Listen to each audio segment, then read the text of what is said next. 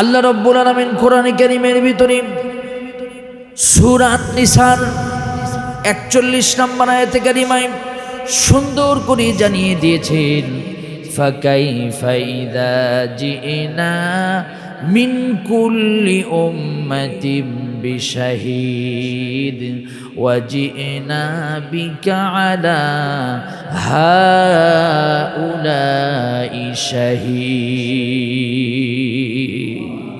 আল্লাহ বলেন, তখন কি অবস্থা হবে যখন আমি প্রত্যেক উম্মত থেকে একজন সাক্ষী করে উপস্থাপন করব, দাঁড় করাবো, আপনাকে তাদের উপর সাক্ষী হিসাবে আল্লাহ তাআলা আমি আল্লাহ উপস্থিত করব। জোরে বলেন সুবহানাল্লাহ। বিষয়টা একটু আপনাদেরকে বুঝিয়ে বলতে হবে। কিয়ামতের দিন প্রত্যেক জাতির নবী তার উম্মতের ব্যাপারে সাক্ষ্য দিবে। প্রত্যেক জাতি তার নবীদের উম্মতের ব্যাপারে সাক্ষী দিবেন।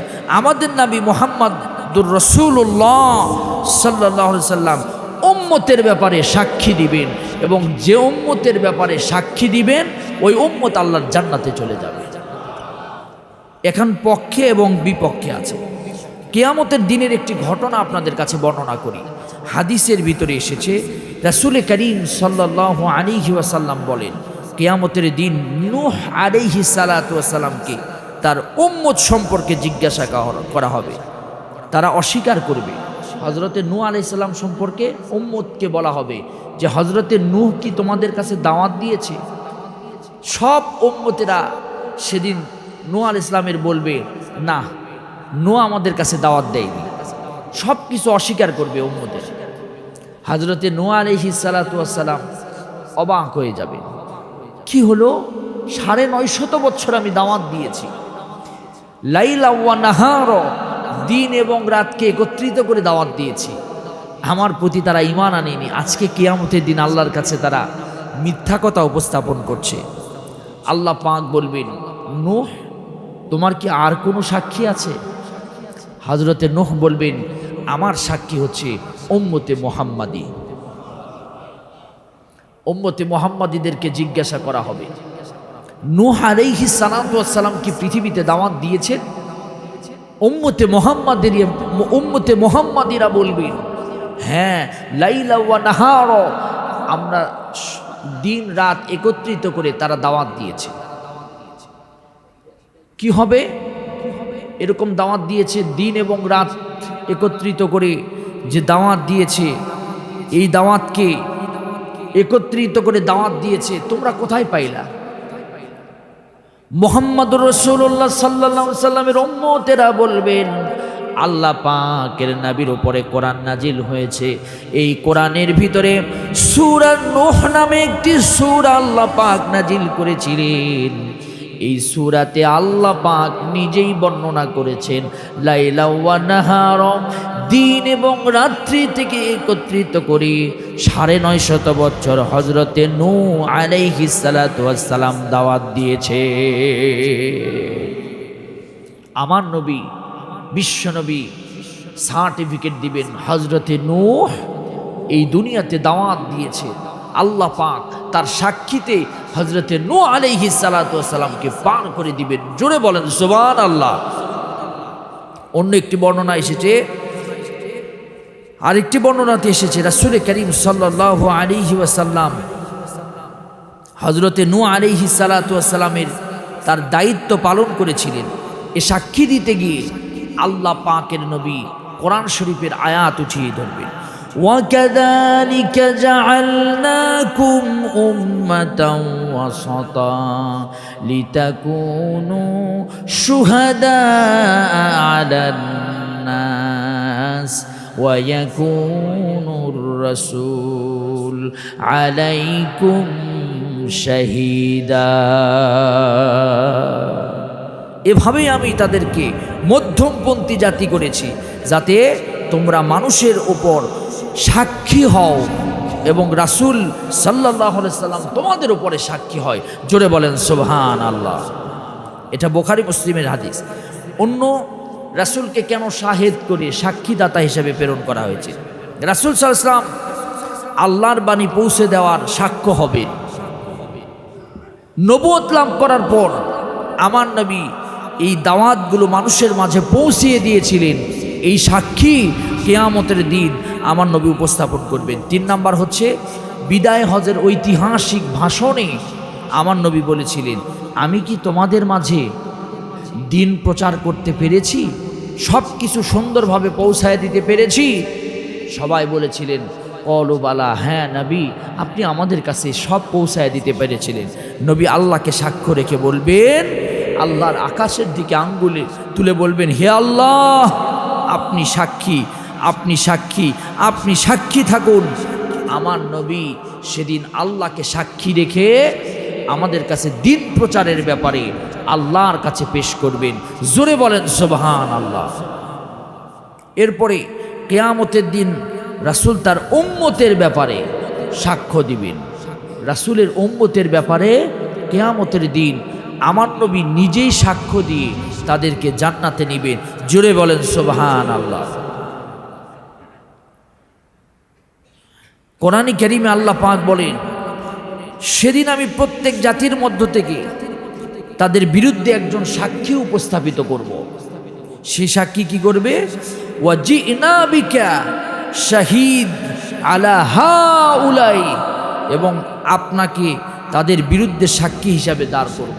যারা রাসূলের পক্ষ নেয়নি তাদেরকে বিরুদ্ধে হিসাবে কিয়ামতের দিন আল্লাহ পাক সাক্ষী হিসাবে উপস্থাপন করে বলবেন যে রাসূল তোমাদের কাছে এত কিছু নিয়ে এসেছিল, তোমরা রাসূলকে কেন মানোনি? রাসূলের পথে তোমরা কেন চলনি? একটা ঘটনা বললেই বুঝবেন আমার নবী কোনোদিন, বিশ্ব নবী কোনোদিন তার দরবার থেকে কাউকে হতাশ করে ফিরিয়ে দেন নাই।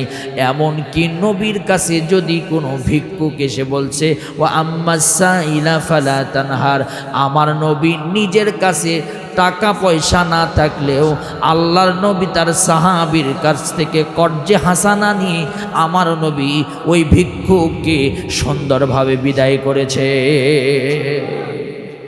সুন্দরভাবে আমার নবী কাউকে হতাশ করেননি। আমাদের কথাবার্তা খুব কঠোর, একদম শক্ত, কিন্তু না, আমার নবী কাউকে হতাশ করেনি। আমার নবী জাহান্নামের ভয় দেখিয়েছেন, পরক্ষণে আল্লাহ পাক নবীকে জান্নাতের কথা বলছেন। সুবহানাল্লাহ বলেন। নবী আপনি জাহান্নামের কথা শুধু বলবেন না, অন্তর গরম একদম শক্ত হয়ে যাবে, পাশাপাশি আপনি জান্নাতের কথাও উপস্থাপন করুন, ওরা ভালো লাগবে। আপনি একবারে জাহান্নামের দিকে ফেলে দিবেন না, তাদেরকে জান্নাতের দিকে টানার ব্যবস্থাও করুন। জোরে বলেন সুবহানাল্লাহ। একজন বেদুইন মসজিদে এসে পেশাব করতে শুরু করল। আমরা যদি মসজিদে আমাদের কেউ পেশাব করে, যত প্রকার লাঠি আছে আর যত প্রকার চোটপাট আছে আমরা করতাম। সাহাবীরা দেখে খুব মেজাজ গরম। হযরত ওমর বলছে, নবী অনুমতি দেন, ওর কল্লা একদম নামায়া দিব। রাসূল বলছেন, ওমর ইজলিস, চুপ করে বসো, পেশাব আগে ঠিক মতো করুক। যদি কারো পেশাবের ভিতরে বাধা দেওয়া হয় তাহলে তার বড় ধরনের রোগ হয়, কিডনির সমস্যা হয়। পেশাব যদি ডাক্তার দেখবেন যার পেশাবের থলিতে সমস্যা, ডাক্তার তাকে মাপে পানি খেতে দেয়, এই মাপে পানি খাবে, খেলে আপনার পেশাবটা ক্লিয়ার হয়ে যাবে। পেশাব যদি ক্লিয়ার না হয় তাহলে বিশাল ধরনের কিডনির উপরে, লিভারের উপরে মানুষের ইফেক্ট পড়ে। রাসূল বলল যে সুন্দরভাবে পেশাব করুক। পেশাব হয়ে গেলে আমার নবী বললেন, হে বেদুইন, তুমি কি সুন্দরভাবে পেশাব করতে পেরেছো? বেদুইন অবাক হয়ে রাসূলের দিকে তাকিয়ে বলছে, যেখানে আমারে মারার কথা সেখানে বলছে তোমার কি পেশাব ক্লিয়ার হয়েছে? কোনো কষ্ট হয়নি তো? আল্লাহ নবীর কাছে এসে মাথা নত করে বলছে, ইয়া রাসূলুল্লাহ, আমার ভুল হয়েছে, আমাকে ক্ষমা করে দেন। আমি বুঝতে পেরেছি আপনি হলো সুসংবাদদাতা, আপনি মুবাশশির, আপনি হলো রহমত। এই মুহূর্তে আপনার হাতে হাত দিয়ে আমি কালিমা পড়ে মুসলমান হয়ে আল্লাহর কাছে তওবা করলাম। আমার নবী যদি কঠোর হতেন এরকম অবস্থা কি হতো? হতো না। আমার নবী হচ্ছে নরম স্বভাবের মানুষ ছিল। আল্লাহর নবীর কাছে আল্লাহ পাক কোরআন শরীফের আয়াত নাজিল করেছেন, মুহাম্মাদুর রাসূলুল্লাহ ওয়াল্লাযীনা মাআহু আশিদ্দাউ أشداء على الكفار رحماء بينهم تراهم ركعا سجدا আল্লাহ বলছেন মুহাম্মদুর রাসূলুল্লাহর উম্মতরা মাঝে মাঝে নরম হবে, মাঝে মাঝে গরম হবে, জায়গা মতো নরম হবে। ইসলামের ব্যাপারে তাদের হৃদয় থাকবে কোমল, কিন্তু ইসলামের অপশক্তির ব্যাপারে তাদের হৃদয় থাকবে গরম। কথা বলেন ঠিক কি না? তারা ইসলামের কোনো বিষয়ে, ইসলামের অপসংস্কৃতির বিষয়ে, কোনো বিষয়ে তারা ছাড় দেবে, জোরে বলেন দেবে। শিরিক বিদআতের ব্যাপারে কোনো ছাড় দেবে না। এরপরে আসেন, এরপরে হচ্ছে আমার নবী মুহাম্মদুর রাসূলুল্লাহ ৩ নম্বর বৈশিষ্ট্য হচ্ছে নাযীর। আমার নবী সতর্ককারী। এই পৃথিবীতে আমার নবী সতর্ক করার জন্য এসেছে। আল্লাহ পাক এই কোরআনের ব্যাপারেও এই নাযীর শব্দ বলেছেন, আবার মুহাম্মদুর রাসূলুল্লাহর ব্যাপারেও নাযীর শব্দ বলেছেন। তার মানে আমার নবী মুহাম্মদুর রাসূলুল্লাহ সাল্লাল্লাহু আলাইহি সাল্লাম এই পৃথিবীতে এসেছেন সতর্ক করার জন্য, আর তিনি সতর্ক করেছেন আল্লাহর কোরআন দিয়ে। জোরে বলেন সুবহানাল্লাহ। কি সতর্ক করেছে? আমার নবী জাহান্নাম থেকে সতর্ক করেছে, আমার নবী হালাল হারামের ব্যাপারে সতর্ক করেছেন, আমার নবী শিরিক কুফুরের ব্যাপারে সতর্ক করেছেন। আমার নবী বলেছেন ইন্না শিরকা লাযুলমুন আযীম। এই পৃথিবীতে শিরিক হলো বড় জুলুম। আল্লাহর সাথে যারা জুলুম করবে তারা কখনো জান্নাতে যেতে পারবে?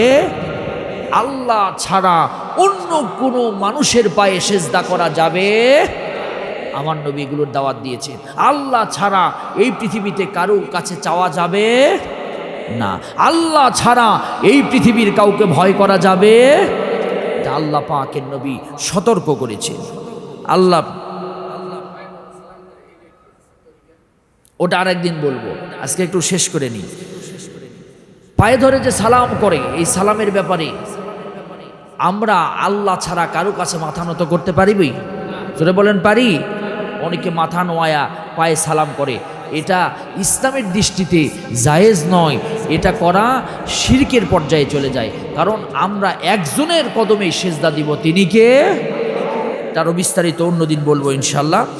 4 নাম্বার হচ্ছে আমার নবী হচ্ছে দাঈ ইলাল্লাহ বিইজনিহি। আমার নবী আল্লাহর দিকে মানুষকে ডেকেছেন। জোরে বলেন সুবহানাল্লাহ। কার দিকে ডেকেছেন? জোরে বলেন কার দিকে ডেকেছেন? আল্লাহ ছাড়া অন্য কারো দিকে ডাকলে সেই ডাকে সাড়া দেওয়া যাবে? সবাই বলেন যাবে?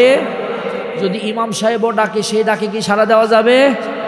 আল্লাহ ছাড়া অন্য কারো দিকে যদি কেউ ডাকে সেই ডাকে সাড়া দেওয়া যাবে না। আল্লাহ বলছেন নবী আপনার একটা গুণ হচ্ছে ওয়াদাইয়ান ইলাল্লাহি বিইযনিহি। আপনি এই পৃথিবীতে আল্লাহর দিকে আহ্বান করেছেন মানুষদেরকে। আমার নবী যখন পৃথিবীতে নবুয়ত প্রাপ্ত হলেন, আমার নবী তখন বলেছিলেন কুলু লা ইলাহা ইল্লাল্লাহ।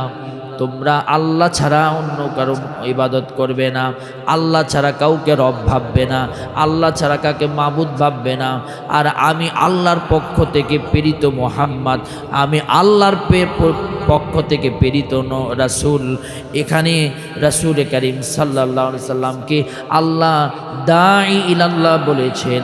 আর যারা আল্লাহর দিকে ডাকে পৃথিবীর তারা শ্রেষ্ঠ মানুষ। যারা আল্লাহর দিকে কাউকে ডাকবে তারা পৃথিবীর শ্রেষ্ঠ মানুষ।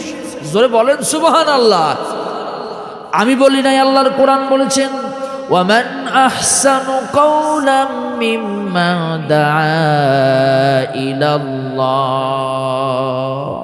যারা আল্লাহর দিকে ডাকবে তারা হলো পৃথিবীর সবচাইতে ভালো মানুষ, সবচাইতে ভালো মানুষ। আমার নবী যখন আল্লাহর দিকে ডেকেছিলেন, বিশ্ব নবীকে নির্যাতন করা হয়েছিল, আল্লাহ নবীকে এমন নির্যাতন করা হয়েছিল, ওই নির্যাতনের বর্ণনা দিতে গেলে অনেক সময় লেগে যাবে। আল্লাহর নবী আল্লাহর দিকে ডাকার কারণে তায়েফের ময়দানে রক্তাক্ত হয়েছিলেন, উহুদের ময়দানে রক্তাক্ত হয়েছিলেন। আমার নবী মক্কাতে সেজদা দিয়েছিলেন আল্লাহর ঘর কাবার পাশে। ওই সেজদার ভিতরে ওই কাফির বেঈমানেরা আল্লাহর ঘরের পাশে গিয়ে পচা উটের নাড়ি বুড়ি আমার নবীর মাথার উপরে চেপে দিয়েছিলেন। এত গন্ধ, এত গন্ধ। আমার নবী সেজদার ভিতরে আল্লাহকে যখন ডাক দিলেন, আল্লাহ পাক সুন্দরভাবে তাকে হেফাজত করেছিলেন। তার মেয়ে হজরতে ফাতেমা গিয়ে উটের নাড়ি বুড়িগুলো সরায়া মুহাম্মাদুর রাসূলুল্লাহকে সুন্দর করে হেফাজত করেছেন। আমার নবী মক্কার ওই কাবার পাশে বসে আমার নবী ইবাদত করেছেন। একাধিক দিন আবু জেহেল আমার নবীকে নির্যাতন করেছে। এই সোনার শরীর, জান্নাতি শরীর থেকে একাধিক দিন আমার নবী রক্তাক্ত করা হয়েছিল। শুধু তাই নয়, আমার বিশ্ব নবী মুহাম্মাদুর রাসূলুল্লাহ সাল্লাল্লাহু আলাইহি সাল্লাম কোরআন তেলাওয়াত শুনছিলেন। আব্দুল্লাহ ইবনে মাসউদকে ওই কোরআন তেলাওয়াত শোনানোর কারণে আব্দুল্লাহ ইবনে মাসউদকে এই সুন্দরভাবে কাছে গিয়া ডেকে নিয়ে এসে আব্দুল্লাহ ইবনে মাসউদের কানের ভিতরে আবু জেহেল একটা থাপ্পড় মেরেছিলেন। এত জোরে থাপ্পড় মেরেছিলেন, আবু জেহেলের থাপ্পড়ের চোটে আব্দুল্লাহ ইবনে মাসউদের কান দিয়া রক্ত গলগল করে পড়েছিল। আমার নবী বলেছিলেন, এই রক্ত কিয়ামতের দিন তোমাকে জান্নাতে নিয়ে যাওয়ার জন্য সাক্ষ্য হয়ে যাবে। আমার নবী হচ্ছে দাঈলাল্লাহ। এই পৃথিবীতে দাঈলাল্লাহর ভূমিকা পালন করেছিলেন। আল্লাহ পাক নবীর মাধ্যমে পৃথিবীতে ইসলাম কায়েম করেছিলেন। এরপরে 5 নাম্বার হচ্ছে আমার নবী হচ্ছে ওয়াসিরাজাম মুনীরা। আমার নবী হচ্ছে প্রজ্বলিত প্রদীপ, প্রজ্বলিত আলো। একটা উদাহরণ দেই আপনাকে, উদাহরণ দিলে বুঝতে পারবেন আমার নবী কেমন আলো ছিল। মোমবাতির আলো। এই মোমবাতি থেকে একটা সিরাজাম মুনিরা কাকে বলা হয়? একটা মোমবাতি জ্বালানো হলো, সেখান থেকে মোমবাতি জ্বালানোর পরে কিংবা ভুটা বাতি কিংবা খোলা বাতি, এই খোলা বাতি জ্বালানোর পরে সুন্দর করে এখান থেকে যদি 1000, 2000, 5000, 10,000 মোমবাতি জ্বালানো হয়, তাহলে কি মোমবাতির আলো কি কমবে? জোরে বলেন, কমবে? সেখান থেকে আলো যদি পাচার করা হয়, সে আলো কি কমবে? কমবে না। যদি 1 কোটি জ্বালানো হয়, কমবে? কমবে না। যতক্ষণ মোমবাতির পাওয়ার আছে ততক্ষণ যত জ্বালানো হোক না কেন কোনো সমস্যা হবে, কোনো প্রকারের এলোমেলো আলো হবে না, সব সুন্দরভাবে জ্বালায় থাকবে। আমার নবীকে আল্লাহ পাকে পৃথিবীতে প্রেরণ করেছেন তার জিন্দিগি জীবনের সব কিছু খোলাসা করে আমার নবী তার চরিত্রের সার্টিফিকেট দিয়ে আমার নবীকে আল্লাহ পাক বলেছেন ওয়াসিরাজাম মুনীরা। আপনি প্রজ্বলিত আলোর মতো দিক দিক দিক দিক করে আপনার আলো জ্বলতেই থাকবে। মুহাম্মদুর রাসূলুল্লাহ সাল্লাল্লাহু আলাইহি ওয়াসাল্লামের জীবন থেকে যত মানুষ আদর্শ গ্রহণ করবে, আমার নবীর জীবনের আদর্শের কোনো কমতি হবে? যত মানুষ এখান থেকে আদর্শ নিবে তত মানুষই প্রজ্বলিত হবে, তত মানুষই দিক দিক করে পৃথিবীতে ইসলামের আলো জ্বালিয়ে নিজের জীবনের ভিতরে ইসলাম জ্বালিয়ে সে আল্লাহর জান্নাতে যেতে পারবে। জোরে বলেন সুবহানাল্লাহ। এই জন্য আমার নবীকে আল্লাহ পাক আলো বলেছেন। আল্লাহ রাব্বুল আলামিন সূরা আল মাইদার 15 নম্বর আয়াতে সুন্দর করে জানিয়ে দিয়েছেন, পৃথিবীর মানুষ শোনো, قد جاءكم من الله نور وكتاب مبين। আল্লাহ পাক নবীকে সিরাজাম মুনীরা একটা প্রজ্বলিত আলোর সাথে তুলনা করেছেন। অর্থাৎ এই আলো থেকে হাজার হাজার কোটি কোটি উম্মতরা আলো গ্রহণ করবে, উম্মতরা পথ প্রদর্শন হবে, উম্মতরা পথ পেয়ে যাবে, অন্ধকার থেকে আলোর পথ পেয়ে যাবে আমার নবীর জীবনী থেকে। এই জন্য আমার নবীকে বলা হয় সিরাজাম মুনীরা, সিরাজাম মুনীরা। আমার নবী হচ্ছে প্রজ্বলিত আলো। আল্লাহ পাক নবীর জীবন থেকে আলো নেওয়ার তৌফিক আমাদেরকে দান করুন। আরো জোরে বলেন আমিন।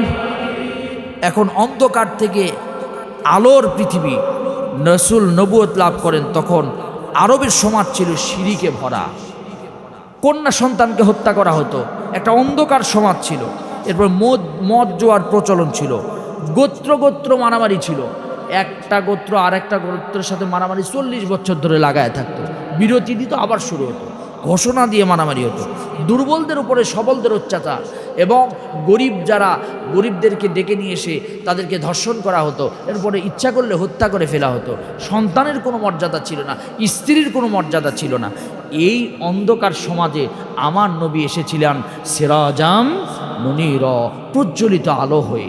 আমার নবী এসে খায়রুল কুরুনি কারনুন, ওই সমাজকে একদম উচ্চ সমাজ বানিয়েছিলেন, সুন্দর সমাজ বানিয়েছিলেন, আলোকিত সমাজ বানিয়েছিলেন।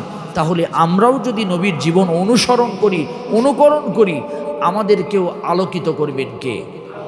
আমাদের সমাজকেও আলোকিত করবেন কে? এই ধুলি ধরা ডিজিটাল এই সমাজে, ডিজিটাল এই পাপের রাজ্যে যদি আমরা আমার নবীকে সিরাজাম মুনীরা হিসাবে গ্রহণ করি, আমরা নবীর আদর্শকে বাস্তবায়ন করি, ইনশাআল্লাহ আল্লাহ তাআলা এই ধুলি ধরা, এই অন্ধকার, এই ডিজিটাল এই পাপের সাগরকে আল্লাহ পাক আমারও আলোকিত করবেন। তাই আমি আপনাদের প্রতি উদাত্ত আহ্বান জানাচ্ছি যে এই সিরাতের মাসে, এই নবীর জন্মের মাসে, মৃত্যুর মাসে, ওফাতের মাসে আমরা বেশি বেশি নবীর জীবনী নিয়ে আলোচনা করব, শুনব এবং পড়াশোনা করব। একজন নবীর উম্মত হিসাবে আপনি নবীর জীবনে যে কোনো একটা বই, যে কোনো একটা পুস্তক আপনার একবার পড়া দরকার, যে নবীর জীবনের ফার্স্ট থেকে লাস্ট পর্যন্ত একবার আপনার রিভিশন দেওয়া দরকার। নিজে পড়া দরকার, নিজের স্ত্রীকে পড়ানো দরকার, নিজের সন্তানকে পড়ানো দরকার, নিজের ছেলেকে পড়ানো দরকার।